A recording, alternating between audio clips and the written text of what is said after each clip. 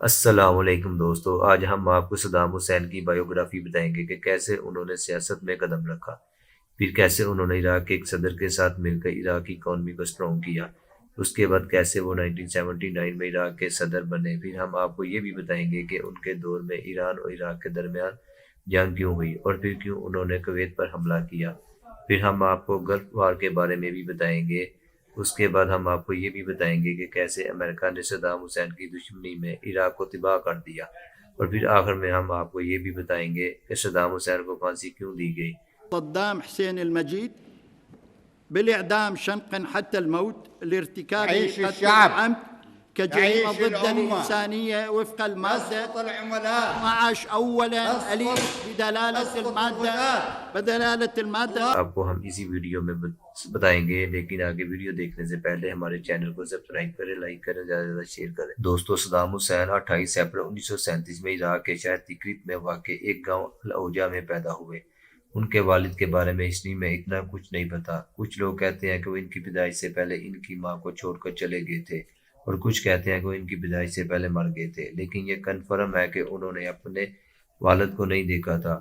ان کا ایک بڑا بھائی تھا جو کہ ان کی پیدائش کچھ دیر بعد 13 سال کی عمر میں وفات پا گیا تھا، تو ان کی والدہ ڈپریشن میں رہنے لگی، جس کی وجہ سے انہوں نے دوسری شادی کر لی۔ صدام حسین کو اپنا سوتیلا باپ پسند نہیں تھا، تو انہوں نے 10 سال کی عمر میں اپنا گھر چھوڑ دیا اور اپنے انکل کے پاس عراق کے دارالحکومت بغداد میں چلے گئے، اور وہیں انہوں نے اپنی ارلی ایجوکیشن کمپلیٹ کی۔ اس کے بعد جب وہ 20 سال کے ہوئے تو انہوں نے سیاست میں قدم رکھا، انہوں نے باتھ پارٹی جوائن کی۔ اس ٹائم عراق میں برطانیہ کی سپورٹ سے بنی ہوئی بادشاہت تھی، وہ فیصل عراق کے کنگ تھے۔ دوستو، آپ کو بتاتے ہیں کہ جب برطانیہ نے ورلڈ وار ون میں سلطنت عثمانیہ سے یہ زمین چھین لی تھی تو عربوں نے برطانیہ کا ساتھ دیا تھا اور سلطنت عثمانیہ میں بغاوت کی تھی، تو برطانیہ نے یہ زمین عربوں کے حوالے کر دی تھی اور فیصل ون کو عراق کا کنگ بنا دیا تھا۔ یہ فیصل کے والد تھے، تو اب فیصل اپنے باپ کے مرنے کے بعد عراق کے کنگ بنے تھے۔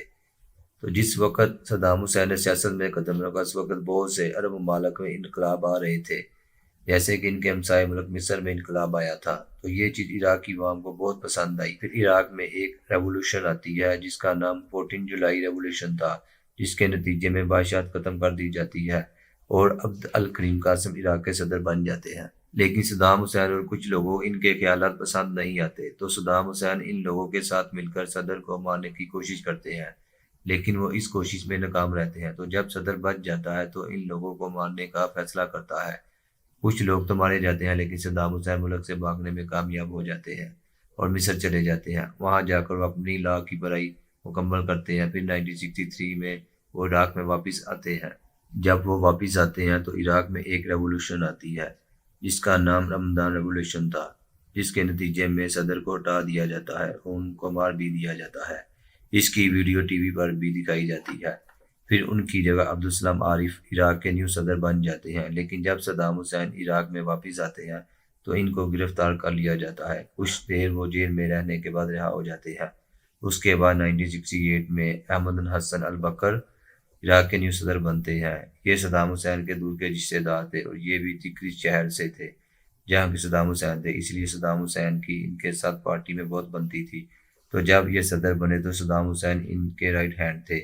اسی دور میں صدام حسین صحیح پاورفل ہوئے اور اسی دور میں عراق کو یو ایس اے کی فل سپورٹ تھی۔ اسی دور میں عراق میں بہت ترقی ہوئی، عراق کی اکانومی اسٹرانگ ہوئی۔ اس کی وجہ یہ تھی کہ عراق کی حکومت نے عراق کے آئل کو نیشنلائز کر لیا تھا۔ اس کا مطلب یہ تھا کہ اس سے پہلے مختلف کمپنیوں کے کنٹرول میں عراق کا تیل تھا اور وہی اس سے پیسے کماتے تھے اور عراق کی حکومت کو ٹیکس وغیرہ دیتے تھے، لیکن جب عراق کی حکومت نے عراقی آئل کو اپنے قبضے میں کیا تو جو بھی وہ اس سے کماتے تھے اس سے عراقی خزانے کو فائدہ ہوتا تھا۔ اسی وجہ سے عراق کی اکانومی بہت اوپر گئی اور عراق میں اسی دور میں بہت سے ترقی یافتہ کام ہوئے، بہت سی نئی سڑکیں بنی، ہاسپٹل، سکول بنے اور بہت سے اچھے کام ہوئے، جس کی وجہ سے عراق کی عوام بہت خوش تھی۔ یہ سب کچھ صدام حسین کے فیصلوں پر ہو رہا تھا، کیونکہ صدام حسین صدر کے بہت قریبی ساتھی تھے اور صدام حسین پر صدر بہت اعتماد کرتے تھے۔ تو پارٹی میں سب کو یہی پتا تھا کہ یہ حکومت صدام حسین ہی چلا رہے ہیں۔ یہ حکومت 10 سے 11 سال چلی۔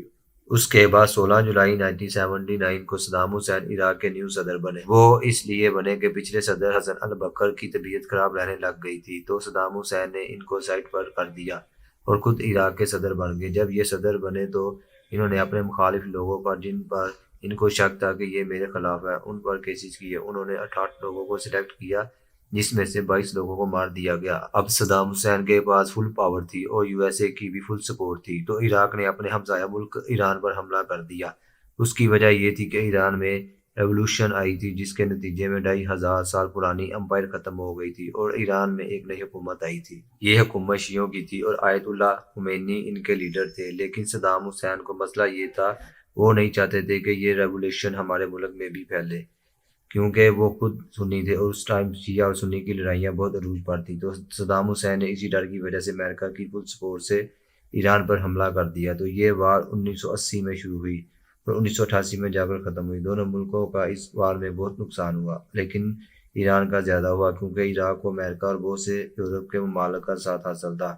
دوسری طرف عراق کو سعودیہ اور کویت کی مالی سپورٹ بھی حاصل تھی۔ اس وار میں بہت سے لوگ مارے گئے۔ جب یہ وار ختم ہوئی تو صدام حسین کی پوری دنیا میں واہ واہ ہو گئی۔ پھر اس کے 2 سالوں بعد مطلب 1990 میں عراق نے کویت پر حملہ کر دیا۔ اس کی وجہ یہ تھی کہ کویت عراق سے اپنا قرض واپس مانگ رہا تھا جو انہوں نے عراق وار میں دیا تھا، اور دوسری وجہ یہ تھی کہ کویت نے اس ٹائم بہت سے آئل پروڈیوس کیا تھا اور اس کی قیمت عالمی منڈی میں بہت کم کر دی تھی، جس کی وجہ یہ عراق کو بہت نقصان ہوا کیونکہ عراق کی تیل کی قیمت زیادہ تھی، تو عراق کو اس وجہ سے بہت نقصان اٹھانا پڑا۔ اس ایشو نے پوری دنیا کو بہت افیکٹ کیا۔ اب صورتحال یہ تھی کہ صدام حسین ان دونوں وجوہات کی وجہ سے بہت تنگ آ گئے تھے اور وہ یہ سمجھتے تھے کہ جیسے ایران عراق وار میں امریکہ نے ان کا ساتھ دیا تھا ویسے ہی امریکہ ہمارا ساتھ دے گا۔ تو صدام حسین نے کویت سے جنگ شروع کر دی اور سب کو یہ وجہ بتائی کہ کویت عراق کا پہلے حصہ تھا، یہ ہماری زمین ہے۔ جب انہوں نے کویت پر حملہ کیا تو امریکہ کو یہ چیز پسند نہیں آئی کیونکہ امریکہ یہ نہیں چاہتا تھا کہ صدام حسین کے کنٹرول میں کویت کا تیل بھی آ جائے۔ اگست 1990 کو یہ حملہ ہوا تھا، تو اس حملے کی وجہ سے امریکہ نے عراق پر بہت سی پابندیاں لگائی اور عراق کو دھمکی دی کہ اگر 15 جنوری 1991 تک عراق نے یہ حملہ ختم نہ کیا تو ہم بیچ میں مداخلت کریں گے، لیکن صدام حسین نے اس بات کو نظر انداز کیا اور اپنا کام کرتے رہے۔ لیکن جب ٹائم ختم ہوا تو یو ایس اے نے بہت سے ملکوں کے ساتھ مل کر عراق پر حملہ کر دیا۔ یہ حملہ 6 ہفتوں تک چلا اور اس حملے میں عراق کا وہ حال ہوا جو انہوں نے کبھی سوچا بھی نہ تھا۔ اسی وار کو گلف وار بھی کہتے ہیں۔ اسی وار کے بعد امریکہ عراق کے فل خلاف ہو جاتا ہے اور بار بار الزام لگاتا ہے کہ عراق کے پاس کیمیکل ویپنز ہیں۔ پھر کچھ سالوں بعد 2001 میں یو ایس اے میں 9/11 کا واقعہ ہو جاتا ہے جس کی وجہ سے بہت سے مسلم ملکوں پر امریکہ الزام لگاتا ہے جس میں ایک عراق بھی شامل تھا، لیکن صدام حسین بار بار اسی بات پر زور دیتے تھے 9/11 حملے میں عراق نہیں شامل تھا۔ پھر امریکہ عراق پر حملہ کر دیتا ہے اور یہ الزام لگاتا ہے کہ عراق کے پاس بہت سے کیمیکل ویپنز ہیں جو کہ پوری دنیا کے لیے خطرناک ہے۔ امریکہ عراق پر بہت سے حملے کرتا ہے، ہوا سے اور زمین سے کرتا ہے، پھر صدام حسین کی حکومت کو ہلاک گرا دیتا ہے۔ صدام حسین اپنی جان بچانے کے لیے بھاگ جاتے ہیں اور کہیں چھپ جاتے ہیں۔ ان کو تلاش کیا جاتا ہے لیکن یہ کہیں نہیں ملتے۔ ان کو تلاش کرتے کرتے امریکن فورسز ان کے بیٹوں کو تلاش کر لیتی ہے۔ جہاں وہ پائے جاتے ہیں امریکن فورسز اندھا دھند فائرنگ کر دیتی ہے جس کے نتیجے میں ان کے 2 بیٹے اور ایک پوتا شہید ہو جاتا ہے۔ پھر کئی ماہ تلاش کرنے کے بعد دسمبر 2003 میں ایک آپریشن ریڈ ڈان کے نتیجے میں امریکن فورسز ان کو اپنے آبائی شہر تکریت سے ڈھونڈ لیتی ہے۔ یہ ایک بنکر میں چھپے ہوئے تھے اور ایسا لگ رہا تھا جیسے یہ کئی دنوں سے نہائے نہ ہوں۔ ان کے پاس سے بہت سے ڈالر برآمد ہوئے، پھر ان کو گرفتار کر لیا جاتا ہے اور امریکہ ان کو اپنی تحویل میں رکھتا ہے۔ پھر کچھ دیر اپنی تحویل میں رکھنے کے بعد وہ صدام حسین کو عراق کی نئی حکومت کے حوالے کر دیتے ہیں۔ یہ نئی حکومت امریکہ کی سپورٹ سے بنی تھی اور یہ حکومت شیعوں کی تھی، تو پھر ان پر بہت سے کیسز کیے جاتے ہیں، لیکن ایک کیس کی وجہ سے ان کو سزائے موت سنا دی جاتی ہے۔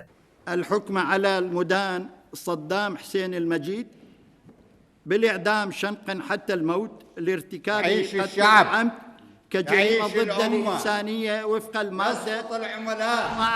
وہ کیس یہ تھا کہ ان پر الزام تھا کہ انہوں نے کچھ سال پہلے ایران عراق وار کے دوران اپنے ملک میں کچھ شیعوں کو جان سے مارا تھا۔ یہ وجہ بتائی تھی کہ یہ ایران کا ساتھ دے رہے ہیں۔ پھر 3 سال اندر رہنے کے بعد فائنلی 30 دسمبر 2003 کو عید الاضحیٰ کے دن ان کو سزائے موت دینے کا فیصلہ ہوتا ہے۔ بہت سے مسلم ممالک اس بات پر زور دیتے ہیں کہ عید الاضحیٰ کے دن یہ کام نہ کیا جائے، لیکن عراقی حکومت اس فیصلے پر قائم رہتی ہے۔ پھر 30 دسمبر 2003 کو عید الاضحیٰ کا دن آ جاتا ہے۔ صدام حسین سگار پینے کے شوقین تھے، ان کو وہ دی جاتی ہے، پھر وہ اس کو پیتے ہیں۔